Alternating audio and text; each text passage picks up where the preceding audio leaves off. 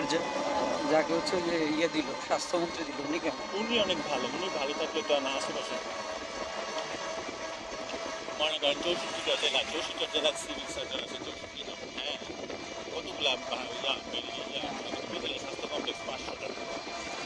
এখানে মনে করেন কত মানুষ উপজেলা স্বাস্থ্য সম্ভব না তো। 200 করে মানুষজন চাকরি করে। আর ওনার পক্ষে কি এই 500 উপজেলার 200 মানে 10,000 মানুষজনকে অবজারভেশনে রাখা সম্ভব? 200-250 মানুষ, ঠিক আছে? পরে তো মেডিকেল কলেজের কথাগুলো তো বাদই দিলাম। কারণ কে এখানে ঘুষ খাইতেছে, কে কি করতেছে, very very tough. Civil surgeon অফিসে মনে করেন এইরকম মনে করেন 65টা জেলায় কমপক্ষে মনে করেন 30 জন করে থাকলে মনে করেন 30 জন বা 45 জন করে থাকলে অনেক। এদের সবাইকে তো উনি গঠন করতে পারবেন না সবাই না যদি অসম্ভব। কে ফাইল লড়াই চড়াইটা আগাইতেছে বা ওই যে যারা মনে করেন একটা বদলি দিল